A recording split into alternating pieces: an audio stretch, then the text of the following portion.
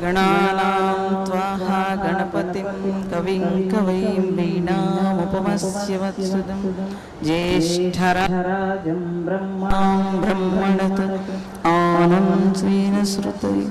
ॐ श्री गणाधिपतये नमः। శ్రీ గురుభ్యో నమః। మీ అందరి హృదయాల్లో ఉన్న పరమాత్మకు హృదయపూర్వక నమస్కారం। అయితే ఏం చెప్పమంటారు? రాత్రి నేనేదో మాట్లాడేశాను, కానీ మిమ్మల్ని అడిగే చెప్దాం అనుకుంటున్నాను। ఏం కావాలి మీకు? ఏం చెప్పమంటారు? అయ్యో, నిన్న రాత్రి విన్నారు, మధ్యాహ్నం విన్నారు। గ్రామస్తులకి ఏం కావాలో అది చెప్తే సంతోషం।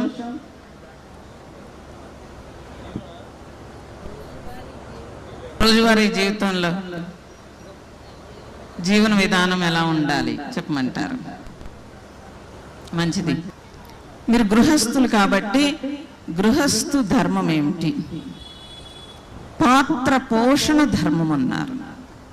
పాత్ర పోషణ, నువ్వే పాత్ర పోషిస్తున్నావో, నువ్వు తల్లి, చెల్లి, అక్క, కూతురు, కోడలు, భార్య, అన్ని రకాల పాత్రలు మీరు పోషిస్తూ ఉంటారు। కానీ ఒక పాత్ర నుంచి ఒక పాత్రకు వెళ్ళరు, ఏ పాత్ర నుంచి ఆ పాత్రలోనే ఉంటారు కదా, అలాగే ఉంటారు కదండి। అంటే పాత్ర పోషణలో మీరు తప్పనిసరిగా ప్రతి పాత్రని తెచ్చుకుని వచ్చారు ఇక్కడికి। ప్రారబ్ధం అన్నారు దాన్ని। రుణానుబంధ రూపేణ పశుపత్ని సుతాలయ అన్నారు। ఆ రుణానుబంధంలో మీరు ప్రారబ్ధాన్ని ఒక మూట తెచ్చుకుని వస్తాం మనం। అది ఈ కాలంలో ఆ ప్రారబ్ధం నడుస్తూ ఉంటుంది। ఆ నడుస్తున్నప్పుడు మీరు ఆ పాత్ర పోషణ చేసేటప్పుడు మీరు ఏమనుకుంటున్నారు? బంధం కాబట్టి నేను ఈ పాత్ర పోషణ చేయాలి కాబట్టి వదలలేకపోతున్నాను అని మీరు అనుకుంటున్నారు। బంధం అంటే పాత్ర పోషణలో నువ్వు ధర్మంగా జీవించగలిగితే ఏ బంధము ఉండదు। అంటే ఎంతవరకు పోషించాలి, ఎంతవరకు పోషించకూడదు। పాత్రలో మీరు ఏం చేస్తారంటే, బంధం అన్నప్పుడు మోహం వస్తుంది, రాగం వస్తుంది। ఆ మోహము రాగము అడ్డొచ్చి ఆ పాత్రలో ఇరుక్కుపోతారు, విచక్షణ పోతుంది। అందుకని పాత్ర పోషణకి జ్ఞానం కావాలి। గృహస్థుకి తప్పనిసరిగా, గృహిణైనా గృహస్థైనా ఎవరైనా సరే, వారికి తప్పనిసరిగా కావాల్సింది ఏంటంటే ధర్మం, జ్ఞానం। ఏ పాత్ర పోషిస్తున్నానో ఆ పాత్రకి ధర్మం, జ్ఞానం రెండూ కావాలి। లేకపోతే ఆ పాత్ర నుంచి కర్మ ఊహించుకోవడానికి ఇక్కడికి వచ్చి కొత్త కర్మని అంటే ప్రారబ్ధాన్ని వదిలించుకోవడానికి వచ్చి ప్రారబ్ధాన్ని మళ్ళీ చేసుకుంటారు। మరి మానవ జన్మ ఉత్తమమైన జన్మ అన్నప్పుడు ఆ జన్మలో విడుదలకు వచ్చి మళ్ళీ కొత్త బంధాన్ని మీరు ఏర్పాటు చేసుకుంటే, ఈ తెచ్చుకున్న మూట ఇప్పి ఇక్కడ అనుభవిస్తూ మళ్ళీ మూట ఇంకొంచెం పెరిగి ఇంకొంచెం మూట కట్టుకుని ఇక్కడి నుంచి వెళ్ళిపోవాల్సి ఉంటుంది। అది కరెక్టా? మరి ప్రారబ్ధాన్ని పెంచుకుంటారా, తుంచుకుంటారా? తుంచుకుంటామని చెప్తారు। బంధ విమోచనం అయితే కానీ భగవంతుణ్ణి చేరుకోలేరన్నారు। మరి భగవంతుణ్ణి చేరుకోవడానికి నేను బంధ విమోచనం అవ్వాలనంటే అది గృహం నుంచే మొదలు పెట్టాలి। గృహస్థులైతే, బ్రహ్మచారులైతే కనుక బ్రహ్మచారులు, సన్యాసులు అంతే, అది వేరే విషయం। కానీ శ్రీకృష్ణుడు ఏం చెప్పాడనంటే, గృహస్థు జీవితంలో పెద్దగా నియమాలు ఏం లేవు। అదే బ్రహ్మచారులకి నియమాలు ఉన్నాయి, సన్యాసికి నియమాలు ఉన్నాయి। ఎందువల్ల? గృహంలో మీరు అనేక రకాలైన మనస్తత్వాలతోటి, అనేక రకాలైన ఇబ్బందులతోటి, ఆ కర్తవ్య కర్మలతోటి ఉంటారు కాబట్టి పాపం నలిగిపోతారు కాబట్టి ఎగ్జామ్షన్ ఇచ్చారు। అందుకని ఒక నామంతో దాటేస్తామంటారు। నామంతో దాటేస్తే నోటితో నామం పలుకుతూ, ఓ పక్క నోటితో నామం పడుతూ, ఓ పక్క భావం వేరేగా ఉండి, ఓ పక్క తిట్లు తిడతా ఉంటారు। అలా కాదు। నామంతో అంటే నామిని పట్టుకోమన్నారు. నామిని పట్టుకుంటే గృహం నుంచి నువ్వు అనేక రకాల ప్రారంధాల నుంచి బయటపడతావని చెప్పారు. అయితే ఇంకొక రకంగా కూడా చెప్పారు, ఏంటంటే గృహస్థు ధర్మాన్ని ఆచరిస్తే ఆ గృహం నుంచి బంధ విమోచనము అన్నారు. దానికి మనకి మన పెద్దలందరూ ఏం చేశారనంటే, జీవించేటప్పుడు మీకు ధర్మం ఏంటంటే తప్పనిసరిగా 4 కాలాలు చెప్పారు. 1 బాల్యము, 2 యవ్వనము, 3 వానప్రస్థము, 4 సన్యాసము. మీరు వృద్ధాప్యం అంటారు, అనద్దు. 4 సన్యాసము. వృద్ధాప్యం లెక్కలోకి రాదండి అసలు. మీరు ఇది గుర్తుపెట్టుకోవాలి. సన్యాసం అంటే ఈ బట్టలు వేసుకోవడం కాదు. సన్యాసం అంటే విడుదల. ఏంటి, ఎలా చెప్తానంటే, బాల్యంలో మీకేం తెలియదు కాబట్టి ఎదుగుదల అదంతా కూడా.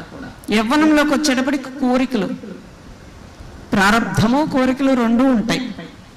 ఆ రెండింటిలో మీరు చరించేటప్పుడు అంటే జీవించేటప్పుడు వచ్చే అనుభవాలన్నీ కూడా బంధాలై పట్టుకుంటాయి గట్టిగా.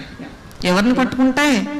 మీ మనస్సుని అన్ని రకాలుగా తిప్పుతారు కాబట్టి మనస్సు గ్రాహక పరికరం. అది గుర్తిస్తుంది, అంటే గ్రహిస్తుంది, మళ్ళీ గుర్తు చేస్తుంది. అందుకే చచ్చిపోయిన అత్తగారు ఇంకా ఫోటోలోనే ఉంటుంది. ఎవరు అత్తగారి గురించి మాట్లాడినా మళ్ళీ మన అత్తగారి గురించి మాట్లాడతాం. ఆవిడ వెళ్ళిపోయి 10 ఏళ్ళు అయింది, అయినా మాట్లాడతాం. ఎందుకు మాట్లాడుతున్నావు? ఆవిడ జ్ఞాపకాల్లో ఉండిపోయింది కదా.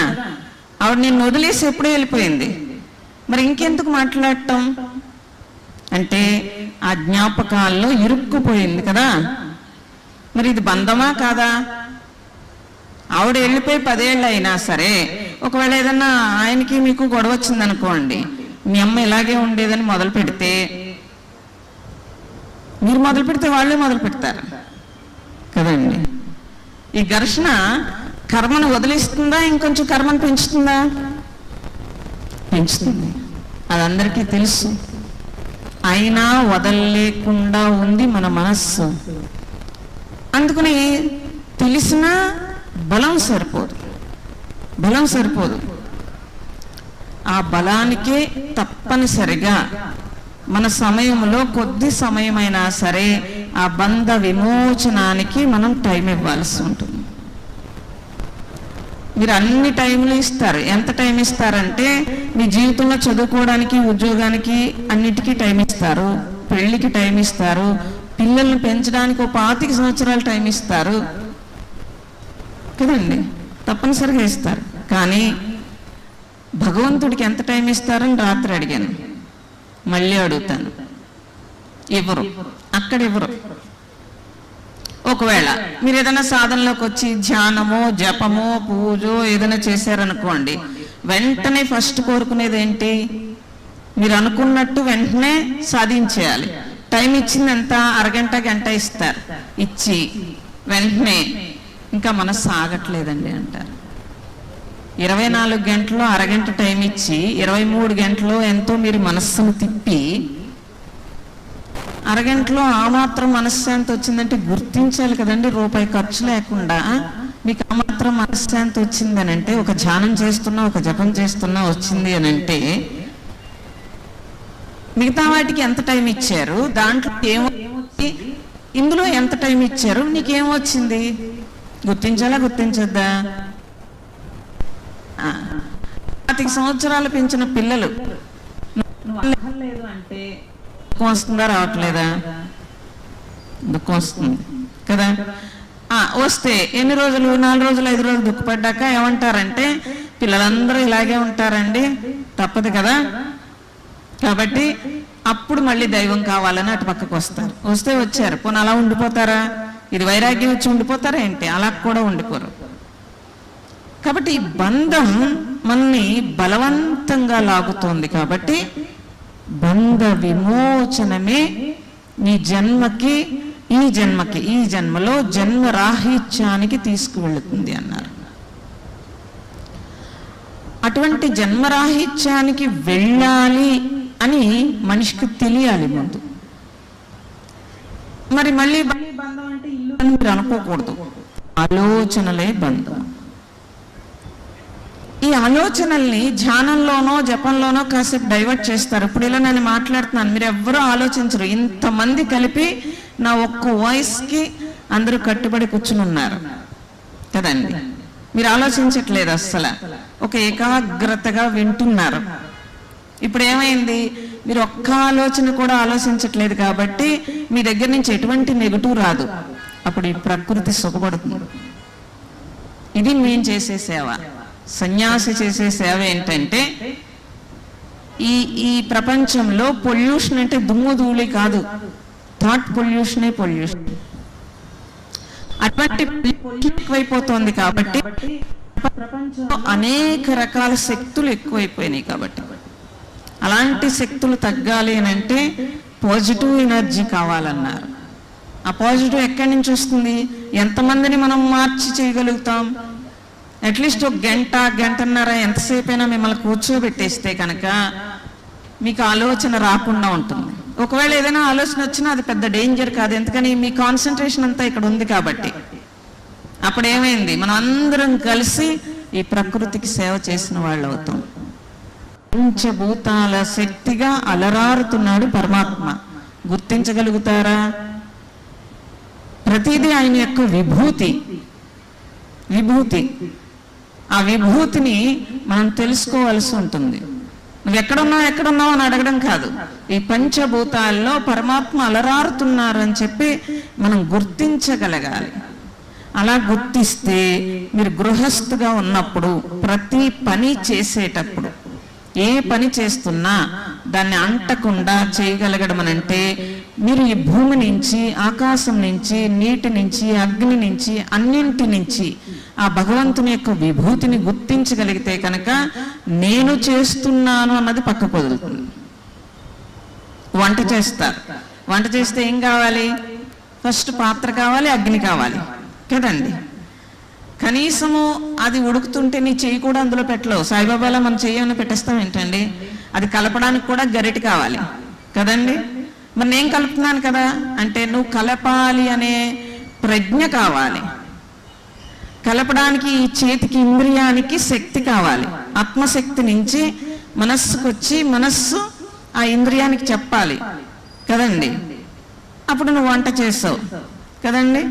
వంట చేస్తే ఆ వంట నువ్వేమి ఎదురు చూస్తావు? తినేవాడు బాగుందనాలి, నిన్ను పొగడాలి. ఈ వంట ఎవరు చేశారు? అసలు వంట ఎవరు చేశారు? నేను చేశాను అనకండి. గ్యాస్ కావాలి, పాత్ర కావాలి, పదార్థం కావాలి. అది చెప్పడం మర్చిపోయాను. పదార్థం కావాలి. పదార్థం ఎవరో పట్టుకొచ్చారు? మీరు తెచ్చారా ఏంటి? మీరు చేలోకి వెళ్ళి మీరు ఏమన్నా బాగు చేసి తెచ్చారా ఏంటి? అవన్నీ కదా. పదార్థం వచ్చింది, పాత్ర ఉంది, దాంట్లో ఉడకడానికి నీరు కావాలి. అన్ని పదార్థాలు భూమి నుంచి వచ్చినాయి. నువ్వు కలపాలంటే గరిటె కావాలి. కలిపేటప్పుడు నీకు ప్రజ్ఞ కావాలి. ఆ ప్రజ్ఞ కూడా ఆత్మశక్తి నుంచి వచ్చింది. మనస్సు ఇంద్రియాన్ని కదపాలి. ఇవన్నీ ఎక్కడి నుంచి జరుగుతున్నాయి? గుర్తిస్తే ఈశ్వరుని యొక్క విభూతే కదా. అద్భుతంగా ఆశ్చర్యం వేస్తుంది. అదే ఆహారాన్ని మీరు భుజిస్తున్నారు కదండి.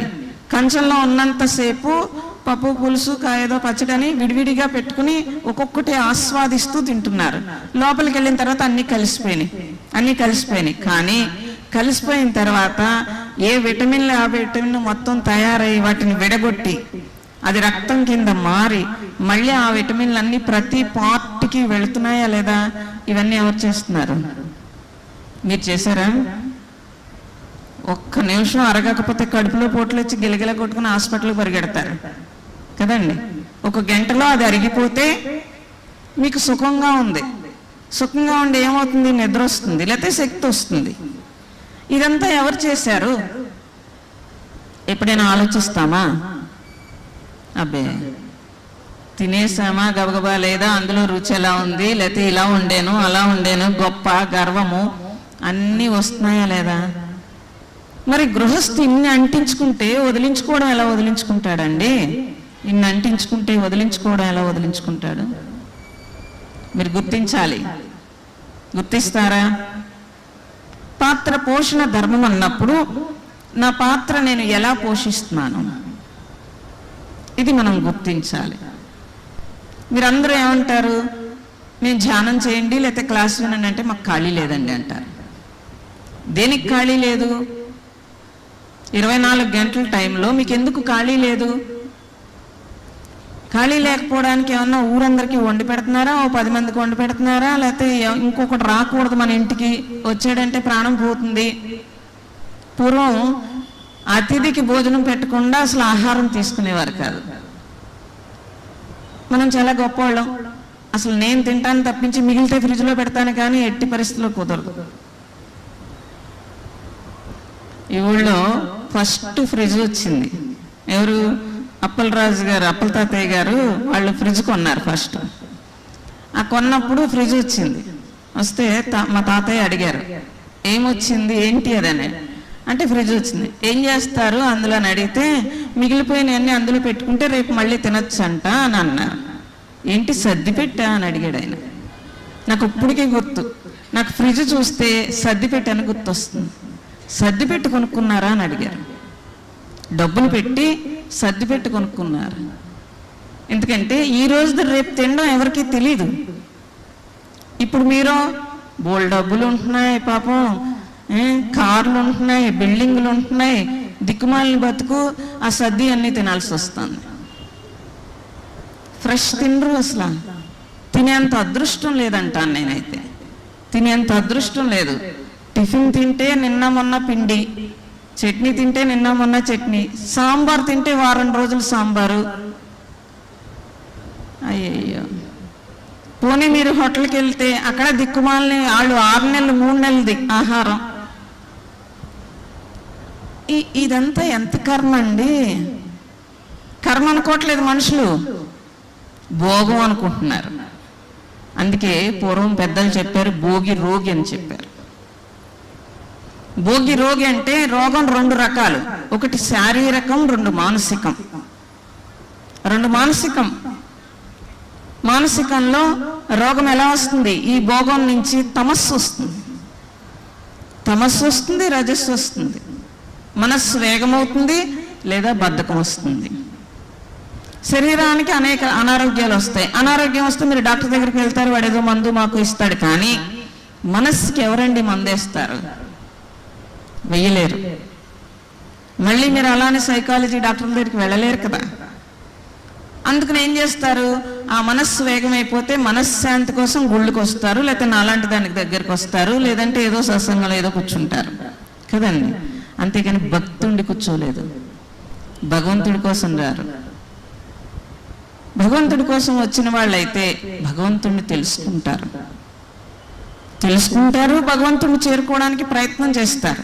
భలే చెప్పారండి, మేము అందుకే కదా 10 అయినా నిద్ర రాకుండా మీకోసం కూర్చున్నామని మీరు అనొచ్చుగాక, అనొచ్చు కదండి.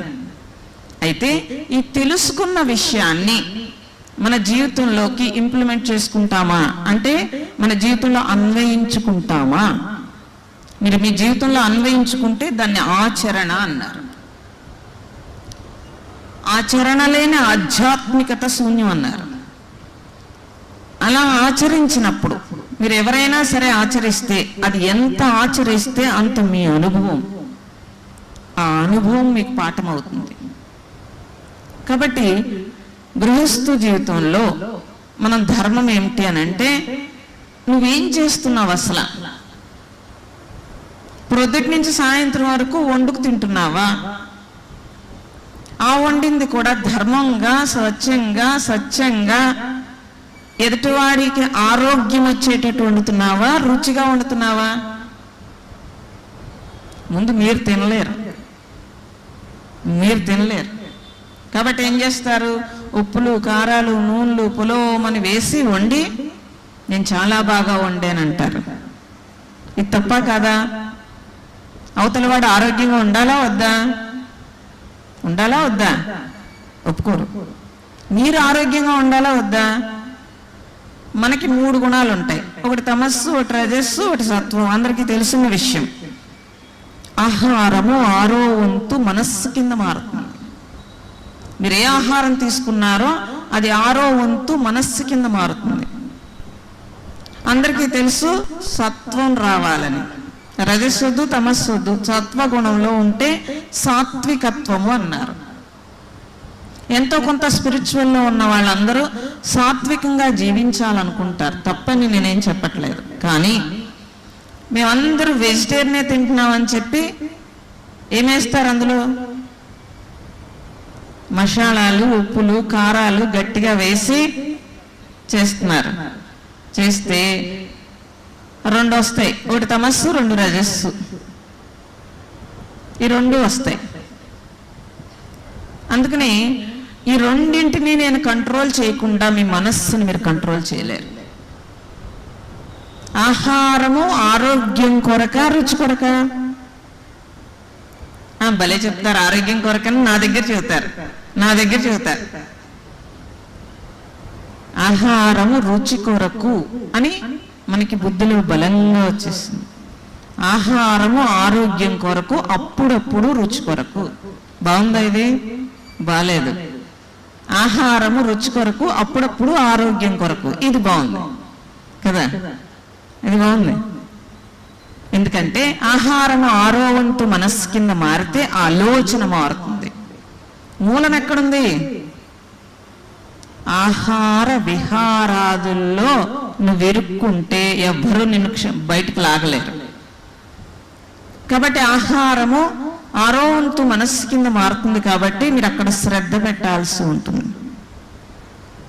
సత్వగుణాన్ని తీసుకొచ్చే ఆహారము సాత్విక ఆహారం అని అంటే, మీరు ఏ ఆహారాలు తమస్సును తీసుకొస్తాయో నేను చెప్తాను, మీకు నాలెడ్జ్ ఇవ్వాలి కాబట్టి చెప్తున్నాను. పాటిస్తారా పాటించడం మీ ఇష్టం. మాకెలా కుదురుతుందండి, ఆవిడ సన్యాసి కాబట్టి అలా చేస్తుందని మీరు అనొచ్చుగాక. మీరు అనొచ్చు. ఇంట్లో వాళ్ళు తినరండి అని కూడా మీరు అనొచ్చు కదా. మీరు అలవాటు చేశారా, ఎవరైనా అలవాటు చేశారా? వాళ్ళకి మీరే అలవాటు చేస్తారు. రేపు డాక్టర్ చెప్తాడు, నీకు బీపీ వచ్చిందంటే ఉప్పు తగ్గించు, షుగర్ వచ్చిందంటే పంచదార తీపి తగ్గించు, ఆయిల్ చెప్తాడా చెప్పడా? లేదా చేస్తావు అంటే మీరేం చేస్తారు? మానేస్తారా మానేయరా? అది డాక్టర్ చెప్పాలా, మనమే మానాలా? మనమే మానాలి. కానీ మనసు కంట్రోల్ ఉంటుందా? ఉండదు. స్లోగా తగ్గించాల్సి ఉంటుంది. నాన్ వెజిటేరియన్లు, నిలవ పచ్చళ్ళు, నిలవ ఆహారాలు, ఫ్రిడ్జ్లో పెట్టినవి అన్నీ తమస్సు వచ్చేస్తుంది. అంటే ఏ ఆహారాలు మీకు తమస్సు వస్తుందో తెలిస్తే జాగ్రత్త పడతారని నా ఆశ. ఓకే, నాన్ వెజిటేరియన్లు, ఫ్రిడ్జ్లో పెట్టినవి ఏవైనా సరే కాదండి, మేము తెలివి మీరిపోయాం, ఫ్రిడ్జ్లో తీసి ఓవెన్లో పెడతాం, లేకపోతే గ్యాస్ మీద తెచ్చి పెడతాం అంటే రెండు వస్తాయి, తమస్సు, రజస్సు. మీరు ఇది గుర్తుపెట్టుకోవాలి. ఓకే, పచ్చళ్ళు, నిలవ డబ్బాల్లో ఉండేసి ఏదైనా సరే అన్ని తమస్సులోకి వచ్చేస్తాయి. ఇంకా ఆవకాయలు, ఉప్పులు, కారాలు, మసాలాలు అన్నీ రజస్సులోకి వస్తాయి. ఇంకేం తినమంటారండి గడ్డి అని మీరంటే? పళ్ళు, ఆకుకూరలు, కాయగూరలు అన్నీ కూడా చక్కగా బాయిల్డ్ తోటి, చిన్న తాలింపు తోటి మీరు ఆహారం తీసుకుంటే పొట్ట చల్లగా ఉంటుంది, బుద్ధి చల్లగా ఉంటుంది. ఇది సింపుల్ టెక్నిక్. అప్పుడప్పుడు పోనీ ఏదైనా రుచి కోసం, నాలుగు ఊరుకోదు కాబట్టి రుచి కోసం తింటే మీకే తేడా తెలుస్తుంది. ఎందుకండి ఇది ఎందుకు అంటే, మీరు ఇంట్లో ఉన్నప్పుడు కోపం, చిరాకు, విసుగు, ఎదుటివాడు మాట్లాడుతుంటే వెంటనే మనం దూకే, ఇవన్నీ వస్తున్నాయా రావట్లేదా? ఇవన్నీ వస్తున్నాయి. ఇష్టం, అయిష్టం, నచ్చకపోవడం, ఇలాంటివన్నీ వస్తున్నాయా రావట్లేదా? ఇవన్నీ ఎక్కడి నుంచి వస్తాయి? ఒకటి ఆహారం నుంచి, రెండు మీ వ్యవహారం. వ్యవహారం అంటే మీ స్నేహాలు, మీ బంధుత్వాలు, సాగదీసుకోవడాలు, నెగిటివ్లు.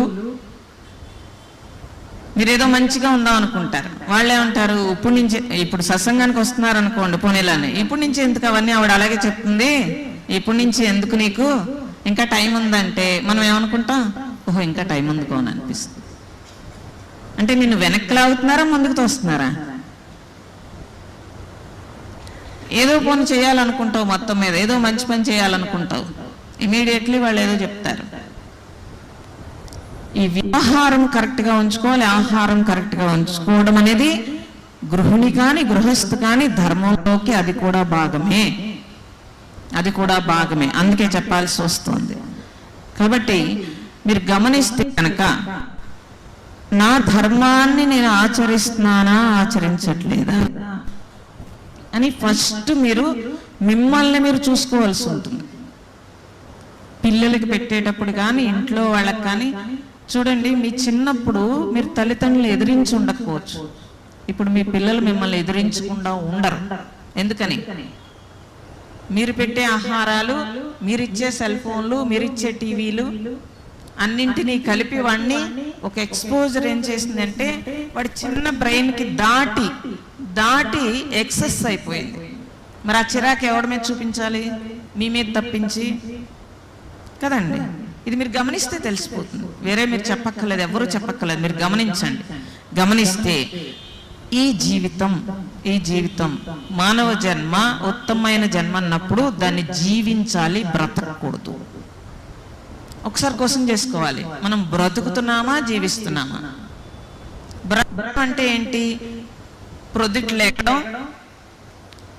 ముందు తినడం, వండుకోవడం, మళ్ళీ టిఫిన్ ఏదో మొత్తం మీద అవి వండుకోవడానికి, వాటిని సర్దుకోవడానికో ఏవో చేసుకోవడం, మళ్ళీ అవన్నీ జాగ్రత్తగా పెట్టుకోవడం, మళ్ళీ మధ్యాహ్నం వండుకోవడం, మళ్ళీ వాటిని తినడానికి మళ్ళీ అవన్నీ జాగ్రత్తగా పెట్టుకోవడం, శుభ్రం చేసుకోవడం, రాత్రి పడుకోవడం, మళ్ళీ పొద్దున్న లేచింది సేమ్ రొటీన్. అసలు విసుగు విరామం లేకుండా అదే జీవితం.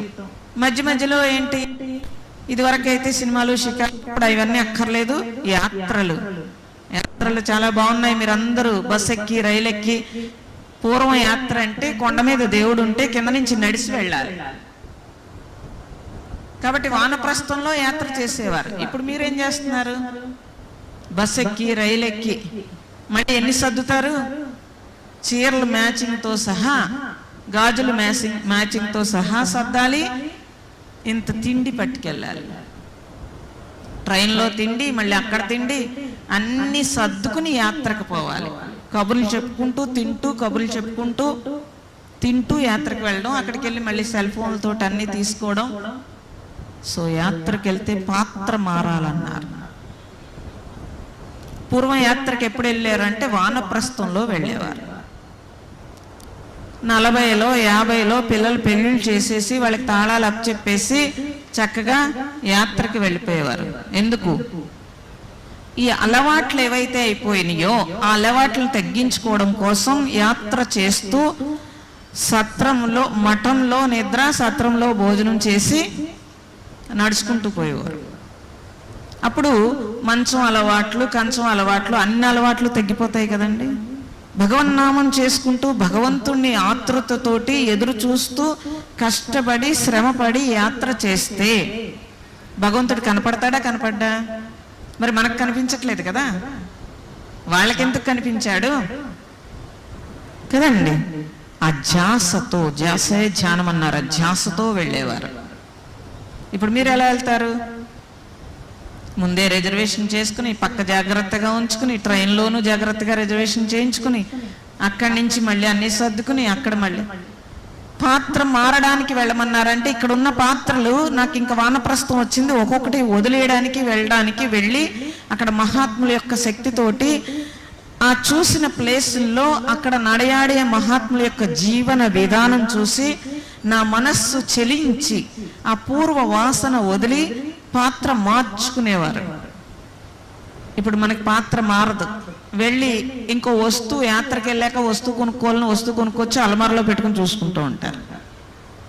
ఇదందరూ మీరందరూ చేస్తున్న పనులు. అయితే మరి ఏం చేయాలండి అని అంటే ఒక్కసారి వెనక్కి చూసుకోండి అంటాను. మీ వయసు ఎంత ఉంది? ఆ వయసులో ఇన్ని సంవత్సరాల్లో నేనేం చేశాను, ఇంకా నెక్స్ట్ ఏం చేస్తాను? ఇంకేం చేస్తానండి? మోకాళ్ళు అరిపోయింది, నడువు అరిపోయింది, నొప్పులు వచ్చేస్తున్నాయి, ఇక్కడ అన్నారు అక్కడ అన్నారు, ఇంకా జాగ్రత్తగా ఎదురు చూస్తాను. పక్కింటి వాళ్ళని కంట్రోల్ చేయగలం, కావాలంటే ఊరిని కంట్రోల్ చేయగలం, కానీ నా ఆలోచనలు నేను కంట్రోల్ చేయలేకపోతున్నాను. ఎందువల్ల అంటే భగవాన్ రమణ మహర్షి చెప్పాడు, అభిప్రాయాలు నిర్ణయాలు నువ్వు ఇరుక్కుని ఉన్నావు కాబట్టి కంట్రోల్ చేయలేవు. ఏ అభిప్రాయాలు?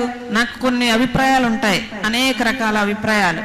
ఇలా ఉండాలి, అలా ఉండాలి, ఇలా చేస్తే బాగుంటుంది, అలా చేస్తే బాగుంటుంది అని అభిప్రాయాలు.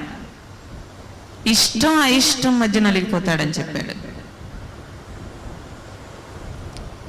వీటన్నింటినీ వదలాలి అంటే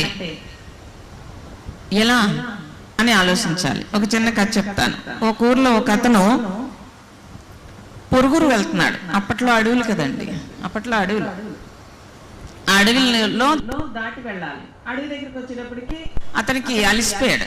అలసిపోతే జాగ్రత్తగా పడుకుందాం అని చెప్పి చూసుకుంటే అక్కడ ఒక రావి చెట్టు ఉంది. ఆ రావి చెట్టు కనిపించింది. నీడ బాగుంది చిక్కాను. అక్కడ శుభ్రంగా ఇలా దులుపుకుని అక్కడ ఏదో చేసుకుని తన అంగీ వేసుకుని పడుకున్నాడు. పడుకుని ఇలా పైకి చూశాడు. చెట్టు నిండా రావి పళ్ళు ఉన్నాయి. చెట్టు చూస్తే ఇంత ఉంది, ఇంతింత పళ్ళు ఉన్నాయి. ఇలా పక్కకి తిరిగి పడుకున్నాడు. బూడిద గుమ్మడి పాదు ఒకటి పాపం సన్నగా పాకుతూ ఎక్కడో పట్టుకుని ఇంతింత కాయలు వేళ్లాడుతూ ఉంది.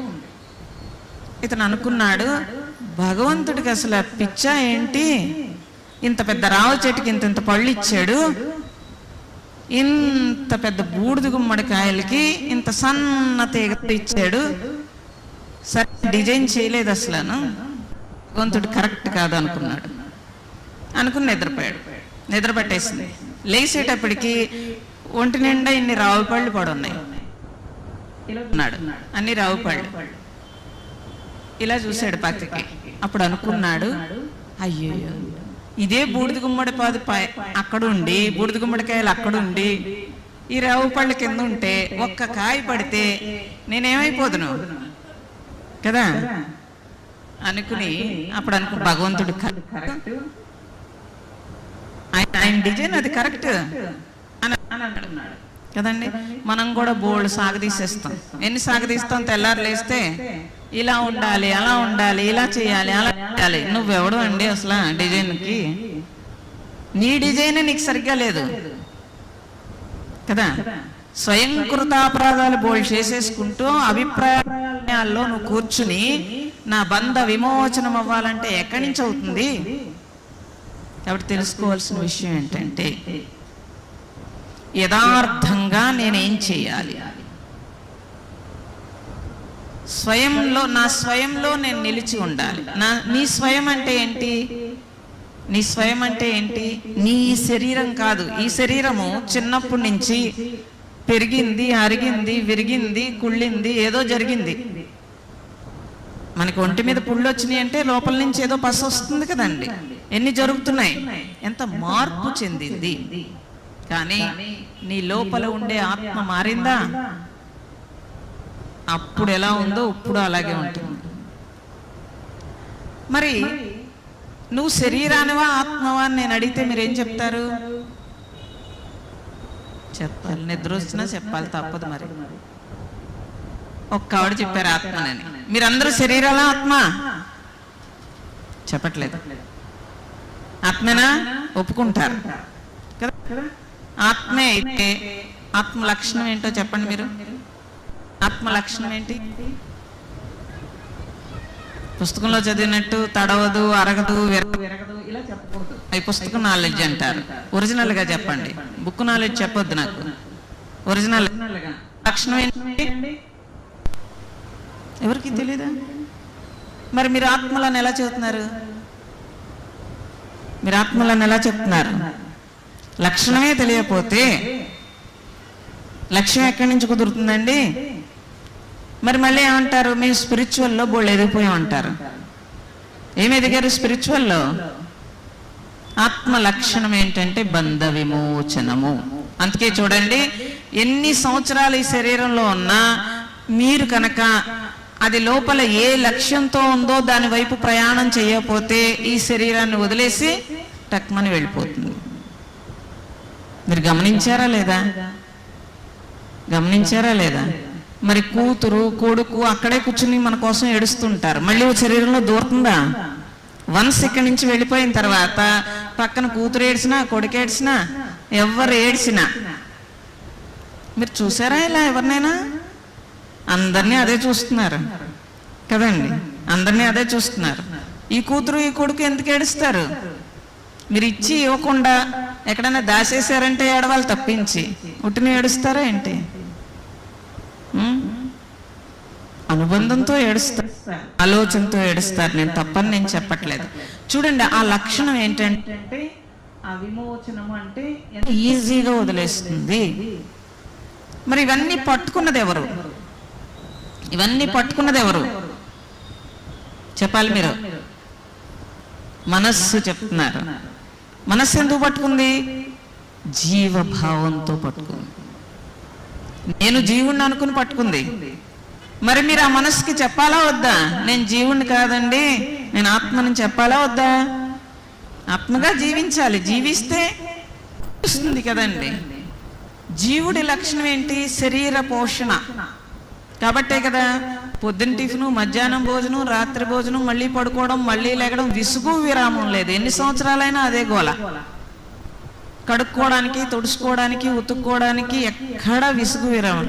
ఒకవేళ విసుగు వస్తే నా కర్మ కాలిపోయింది, నేను ఇంత చాకరీ చేస్తున్నా. ఎవరికి చేస్తున్నారు చాకరీ? మీరు వండుకుని తినాలా తినక్కర్లేదా? మీరు వండుకుని తింటూ ఓ ముద్ద ఇంకొకటి పెడుతున్నారు. ఎవడైనా అది తెచ్చేవాడు అంతే కదా, వాళ్ళకి కదా పెడుతున్నారు. అంతేకాని కొత్తగా ఎవరికైనా పక్కింటి వాళ్ళకో లేకపోతే ఊళ్ళో వండి పెడతారా ఏంటి? మరి ఎవరికి కర్మ కాలిపోయింది? దేనికి కర్మ కాలిపోయిందని తిట్టుకుంటున్నావు నువ్వు? కర్మను వదిలించుకోవడానికి వచ్చి మళ్ళీ కర్మను పోజేసుకుంటున్నావు ఎలాగా? తిట్టుకుని. లేకపోతే ఊళ్ళో అదంట ఇదంట, వాళ్ళు ఇలాగంట వీళ్ళ ఈ సొదలు. అబ్బాయి మేము పూర్వంలాగా పక్కింటికి వెళ్ళట్లేదంటే, అంటే సెల్ ఫోన్ వచ్చింది కదండి, పక్కింటికి వెళ్ళాలా ఏంటి? 10 మంది కాదు 100 మంది మీ ఫోన్ నెంబర్లు చూస్తే ఎంతమంది పక్కింటి వాళ్ళు మీకు? కాబట్టి జీవితాన్ని మీరు అలా వృధా చేసుకుంటారా? ఏదైనా ఆలోచిస్తారంటే ఆవలిస్తున్నారు. నేనేం చేయాలి? మాకు ఇచ్చిన టైం అలా ఉంది, ముగించేస్తున్నాను. ఇంకా ఆలోచిస్తారా? ఆలోచిస్తే నేను ఒక్కటే చెప్తాను, ప్రొద్దుటి నుంచి సాయంత్రం వరకు మీరు ఏం చేస్తున్నారో ఆ చేసేటప్పుడు ఇది నాకు అవసరమా అని ఒక్క ఆలోచన చేయండి. ఏం చేయక్కర్లేదు, మీకేం వ్రతం చేయమని లేదు, తపస్సు చేయమని లేదు, పూజ చేయమని లేదు, పైసా ఖర్చు పెట్టమని నేను చెప్పలేదు. ఎంత సింపుల్ అంటే ప్రతిదీ మీరు మొదలు పెట్టేటప్పుడు, ఏదైనా సరే మొదలు పెట్టేటప్పుడు, ఈవెన్ వంట మొదలు పెట్టేటప్పుడు కూడా ఇది ఆరోగ్యం కోసం చేస్తున్నానా, ధర్మం ప్రకారము చేయాలా, లేదా రుచి కోసం చేస్తానా, యాంత్రికంగా చేస్తానా, యథాలాపంగా చేస్తున్నానా? అసలు లెగిసినప్పుడే మొదలు పెట్టాలి. లెగిసినప్పుడే ఈరోజు నేనేం చేయాలి అని మీరు మొదలు పెడితే ఫస్ట్ థాట్ ఇప్పుడు టిఫిన్ ఏం చేయాలి వచ్చింది. అందుకే ఏం చెప్పారు? ముందు లేవగానే దైవ ప్రార్థన చేయమన్నారు. ఎందుకు? మనోబలం కోసం. రోజంతా మీ మనస్సు పరిగెట్టకుండా ఉండడం కోసం. ఇప్పుడు కొత్తగా ధ్యానాలను మొదలు పెట్టారు. ఆ ధ్యానం అనగానే లేచి కళ్ళు మూసుకోవడం, యాంత్రికంగా యథాలాపంగా ధ్యానం చేసేయడం, ఇవాళ నేను ధ్యానం చేశాను అనుకోవడం. ఒకవేళ ఎప్పుడైనా చేయకపోతే అయ్యో ఇవాళ చేయలేదని బెంగ పెట్టేసుకోవడం. ఆవేళ చుట్టాలు వచ్చి లేదో కుదరనప్పుడల్లా, లేకపోతే రాత్రి నిద్ర పట్టకపోతే, పొద్దునే ధ్యానం కుదరకపోతే, కుదురుతుంది రాత్రి నిద్ర పట్టకపోతే ఇంకా బాగా కుదురుతుంది. ఒక కుణుకు లాగేస్తారు కాబట్టి చాలా హాయిగా ఉంటుంది. లేచి భలే ధ్యానం జరిగింది అనుకుంటారు. ఈ స్టోరీలు ఈ కథలు బాగా చూసేసామండి. అలా కాదు. భగవాన్ ఏం చెప్పాడు? ఎరుకతో ఎలర్ట్గా మీరు పూజ చేస్తారా, ధ్యానం చేస్తారా, జపం చేస్తారా, ఏం చేస్తారో మీ ఇష్టం. దైవ నామస్మరణ కానీ, దైవం దగ్గర కూర్చున్నప్పుడు కానీ నీకు రెండవది గుర్తుండకూడదు. ఎంత ఎలర్ట్గా నేను నా దైవం తప్పించి రెండవది లేదు. ఇక్కడ పొయ్యి మీద పాలు పెట్టొచ్చాను కాఫీ కోసం, పొంగిపోతాయి. రోజు తాగుతున్నావు కదా పొట్టలోకి, పోతే ఒక గ్లాసుడు పోతాయి, తగ్గించుకుంటాం, పోనేం పోయింది అనుకుంటామా? పూజ చేసుకుంటూ లేచి గ్యాస్ కట్టేసి వస్తాడు. బొత్తిగా భయం లేదు కదండి దేవుడు అంటే, భక్తి లేదు. పూజ చేసుకుంటూ ఉంటాడు, ఇలాగ ఫోన్ మోగుతుంది. ఏం చేస్తున్నా పూజ అయ్యో పెట్టానంటే అక్కర్లేదండి అయిపోయింది, ఇంకా హారతి ఒకటే ఉంది పర్లేదు మాట్లాడేశాక మళ్ళీ వచ్చి హారతి ఇచ్చేస్తాడు. ఎవరికి మంగళం పాడేయాలి? ఎవరికి మంగళం పాడేయాలి? కనీసము కృతజ్ఞత. భగవంతుడు ఈ పంచభూతాల రూపంలో నీకు అన్ని ఉచితంగా ఇస్తున్నాడు. నువ్వేం ఆపదొచ్చినా ఈశ్వర అనుకుంటున్నావు. మరి కనీసం కృతజ్ఞత ఏంటంటే తిరిగి నేను భగవంతుడికి ఏమి ఇవ్వగలుగుతాను? ఆయన ఇచ్చిన కొబ్బరికాయ, ఆయన ఇచ్చిన అరటిపళ్ళు, మళ్ళీ ఆయన ఇచ్చిన పువ్వులు ఆయనకేమి ఇవ్వగలుగుతాను? మరి ఏమి ఇవ్వగలుగుతాను అని అంటే నేనేమి ఇవ్వగలుగుతాను? నా ఇంద్రియాలు, నా మనస్సు, నా అంతర వికాసం, నా హృదయము, ఇవి కదా ఇవ్వగలుగుతాను. వాటిని అక్కడ పెట్టేసి నేను కూర్చోగలుగుతానా? ఇది ఆలోచించాలి. ఆ దొడ్లో పూలు ఈ దొడ్లో పూలు కోసేసి అవి ఆల్రెడీ వికసించినాయి, సూర్యకిరణాలకి మొగ్గగా నమస్కారం చేసుకుని పుష్పము వికసించింది. మరి ఆ పుష్పాన్ని భగవంతుడికి ఎందుకు పెట్టమన్నారు అంటే ఈ పుష్పంలాగా శుతిమెత్తగా సౌందర్యంగా పరిమళంతో నా హృదయం ఉండేటట్టు నువ్వు నన్ను తయారు చేయి తండ్రి. కాబట్టి ప్రతీకగా ఓ పుష్పం పెడతాను, ఎప్పటికైనా నా హృదయ పుష్పాన్ని నీకు సమర్పిస్తాను అని ప్రతీకగా ఒక పుష్పం పెట్టమన్నారు. అలా పెడతారా మీరు? కాబట్టి అలా మన జీవితంలో ఉదయం లేచిన దగ్గర నుంచి సాయంత్రం వరకు కనీసం నువ్వు భగవన్నామస్మరణతో లేచి లేకపోతే చేసుకుని ఆ ప్రతి పని చేస్తున్నప్పుడు ఆ పనిలో దైవాన్ని తలుచుకుని ఆ పని చేస్తూ కూడా నేను ఈ పని అవసరమా అని నీకు నువ్వు చూసుకుని రోజు మొత్తంలో కొంత కర్మని తగ్గించుకోగలిగితే మీరు ప్రారబ్ధం తగ్గుతుంది, విడుదల పెరుగుతుంది. ప్రారబ్ధం తగ్గాలి. మరి పుణ్యకార్యాలు చేస్తాం కదండి అని అంటే పుణ్యకార్యం అంతా కూడా మీ భోగానికి ఉపయోగపడుతుంది. ప్రతి పుణ్యము ఈరోజు మనం అనుభవిస్తున్నదంతా మీ ప్రతి పుణ్యము. మీరు ఆహారం తింటున్నా, మీకు ఇన్ని సౌకర్యాలు వచ్చినా అన్నీ మీ పుణ్యాలే. అవన్నీ కూడా అవన్నీ భోగం రూపంలో కరిగిపోతూ ఉంటాయి. అర్హత కావాలి. ఆ అర్హత మీరు సంపాదించుకోవాలంటే భగవత్ కార్యాలు, భగవంతుని వైపుకి జర్నీ, అటువంటి స్థితి భావశూన్య సద్భావ సుస్థితిలో భక్తి అన్నాడు భగవాన్. భావాతీత స్థితిలోకి వెళ్ళి సద్భావ అంటే ఆత్మ, సుస్థితిలో నిలిచి ఉండడాన్ని భక్తి అన్నాడు. మరి మనం అందరం భక్తులమా? నిద్ర వచ్చేసి బుర్ర కూడా ఊపట్లేదు, అవునా కాదా అన్నది కూడా ఊపట్లేదు. మరి మీరందరూ భక్తులు అవ్వాలి అంటే భావాతీత స్థితికి రావాలి. ఇప్పుడు ఈ నామరూపాలన్నీ కూడా విగ్రహాలు, ప్రతిష్టలు ఇవన్నీ ఎందుకు చేస్తున్నారు? మీరు గుడికి వచ్చేటప్పటికి ఒక భావం ఉద్భవిస్తుంది, సద్భావం. అయితే నేను ఒక్కటే లాస్ట్గా మిమ్మల్ని అడుగుతాను. పూర్వం మీరు సెల్ ఫోన్ లేనప్పుడు సుఖంగా ఉన్నారా? ఇప్పుడు సుఖంగా ఉన్నారా?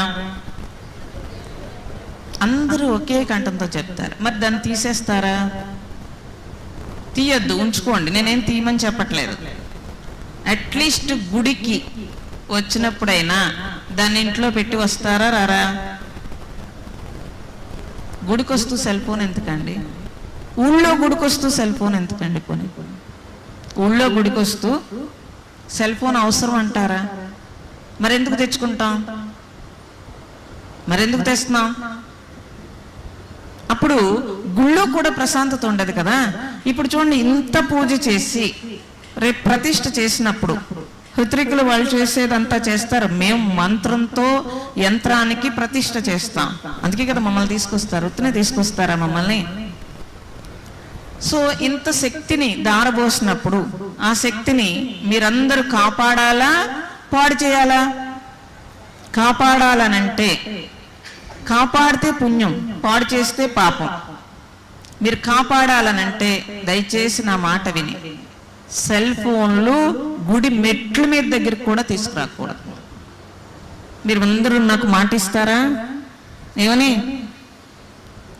గుడిలోకి సెల్ ఫోను తీసుకువెళ్ళొద్దు దయచేసి. ఆ తరంగాలు ఎంత అంటే ఆ పాజిటివ్ ఎనర్జీని తీసేస్తాయి. ఇంట్లో మనశ్శాంతి లేకుండా మనుషులందరూ ఉన్నారంటే ఇంట్లో నలుగురుంటే 4 సెల్ ఫోన్ల వల్ల ఎవ్వరికీ మనశ్శాంతి లేదు. బంధాలన్నీ పక్క పోయినాయి. అన్నీ తెలుసు మీకు, కానీ వ్యసనం అన్నారు దాన్ని. ఎంత వ్యసనం కింద అలవాటు చేసేసుకున్నారంటే, నేను ఒకటి అడుగుతానండి, మగవాళ్ళు ఏదో వ్యాపారము వ్యవహారాల్లో పోనీ సెల్ ఫోన్ చేత్తో పట్టుకున్నారంటే అర్థం ఉంది. ఆడవాళ్ళకి ఎందుకండి సెల్ ఫోన్, నాకు తెలియగడుగుతాను. అలా అంటే మీకు కోపం వస్తుంది. మీకు ఏమన్నా వ్యాపారాలా వ్యవహారాలా? అసలే బోల్డ్ బుర్ర నిండా బోల్డ్ బాధలు, ఇంకెందుకండి అవన్నీ మళ్ళీ మోసుకుంటా తిరుగుతారు? అది వస్తువు, భోంచేయడానికి కంచం కావాలి, తింటూ చంకలో పెట్టి తిరుగుతున్నావా? అది వస్తువు, అవసరానికి వాడుకో, పక్కన పెట్టే. భర్త భార్య చేయి వదిలేశాడు, భార్య భర్త చేయి వదిలేశారు, చేత్తో ఏం పట్టుకున్నారు? సెల్ ఫోన్ పట్టుకున్నారు. తలెత్తుకుని తిరగరా అంటే తల దించుకుని తిరుగుతాడు దానంక చూస్తూ. స్పాండ్లైటిస్లు, లేకపోతే మెళ్ళలో రకరకాల పార్కింగ్ లైన్స్, ఏదో నాకు ఆ పేర్లు గుర్తు రావట్లేదు. ఇవన్నీ ఎక్కడి నుంచి వస్తున్నాయండి? మీ సెల్ ఫోన్ పుణ్యమా అంట వచ్చిన రోగాలు ఇవన్నీ కూడా. అందరికీ భుజాలు నొప్పులు, నక్లిస్ పెట్టుకుంటున్నారు, నడానికి వడ్డానం పెట్టుకుంటున్నారు, డాక్టర్ ఇస్తాడు చక్కగా. ఇవన్నీ ఎక్కడి నుంచి వస్తున్నాయండి? ఈ రోగాలన్నీ ఎక్కడి నుంచి వస్తున్నాయి? 24 గంటలు ఆ కర్ణబేరు నుంచి ఆ నర్వస్ సిస్టమ్ అంతా దెబ్బతింటే కదా వస్తున్నాయి. మీ అమ్మమ్మ ఎవరైనా నడుము పోట్లు అన్నారా, తలపోట్లు అన్నారా, లేకపోతే నరాల పోట్లు అన్నారా? మరి మీరు ఎంతకంటున్నారు? ఎంత చెప్పండి, ఎక్కదు. మరి ఇది గృహిణి ధర్మం అంటే, ఇదే గృహిణి ధర్మం. మీరందరూ రోగాలతోటి ఇంట్లో వాళ్ళందరినీ ఇబ్బంది పెట్టి బాధ పెట్టి, ఒకవేళ కొడుకో కూతురు ఎక్కడో అమెరికా ఉండి ఫోన్ చేస్తే మళ్ళీ ఈ సొదలన్నీ చెప్పి బాగున్నావా అంటే చాలు ఇదంతా మొదలుపెట్టి వాళ్ళందరినీ బాధ పెట్టి, ఇదేం గృహిణి ధర్మం అండి? ఇది గుర్తిస్తే నీ ధర్మాన్ని నువ్వు ఆచరించాలి అనంటే కనుక నీ పాత్ర పోషణలో నువ్వు కరెక్ట్గా ఉండాలి. ప్రొద్దుటి నుంచి సాయంత్రం వరకు మీరేం చేస్తున్నారో కరెక్ట్గా చూసుకోవాలి. చూసుకుని అలా సర్దిపెట్టులో పెట్టిన అన్నీ పెట్టకుండా జాగ్రత్తగా మీ ధర్మం ప్రకారము ఏదో వండి తగలేయకుండా చాలా శ్రద్ధగా ప్రేమతోటి ఆహారము ఆరోగ్యమంతోటి మన మనస్సు కూడా ఏకాగ్రతతోటి అక్కడ పెట్టినప్పుడు ఆహారం రుచి కాదు, ఆరోగ్యం అయిపోతుంది. అలాంటి పాత్ర పోషణలో మీరున్నప్పుడు మీరు ప్రత్యేకంగా సాధనలు ఏం చేయాల్సిన అవసరం లేదండి. ఒకవేళ కూర్చున్నా మీ మనస్సు ఇమీడియట్లీ చక్కగా మీ చేతిలోకి వచ్చేస్తుంది. ఎందుకు అనంటే నువ్వు సత్యంగా నీ ధర్మంగా నీ పాత్ర పోషించావు కాబట్టి. ఇప్పటి వరకు ఏం జరిగిందో పక్కన పెట్టండి. కాబట్టి ఎవరి ధర్మం వాళ్ళు ఆచరిస్తే ఈ ప్రపంచం అంతా ధర్మంతో నడుస్తుంది. మీరు పెద్దగా దానాలు చేయాల్సిన అవసరం లేదు. అట్లీస్ట్ ధర్మం పాటిస్తే దానం పుణ్యం, ధర్మం నీ జీవితం. దానం పుణ్యం వస్తుంది, పుణ్యం వస్తే భోగం వస్తుంది. కానీ ధర్మం ఏంటంటే అర్హత వస్తుంది. ఏ అర్హత? భగవంతుడి దగ్గరికి జరిగే అర్హత వస్తుంది, విడుదల వస్తుంది, బంధ విమోచనం వస్తుంది, భవబంధం నుంచి విడుదల వస్తుంది. ధర్మాన్ని ఆచరించకపోతే భవరోగం వస్తుంది. భవరోగం అంటే మనస్సుకి పట్టిన అశాంతి భవరోగము. ఇది మీరు గుర్తుపెట్టుకోవాలి. అందరూ భవరోగంతో ఉంటారు, మనస్సుకు పట్టిన అశాంతితోటే ఉంటారు. కాబట్టి భవరోగం రాకుండా ఉండాలనంటే గృహస్థు గృహిణి ఇద్దరు కూడా వాళ్ళ ధర్మాన్ని ఆచరించాలి. అలా మీరు మీ ధర్మాన్ని ఆచరిస్తూ ఆ భగవంతుణ్ణి చేరుకోవాలని ఆ భగవంతుణ్ణి ప్రార్థిస్తూ సెలవు తీసుకుంటాం.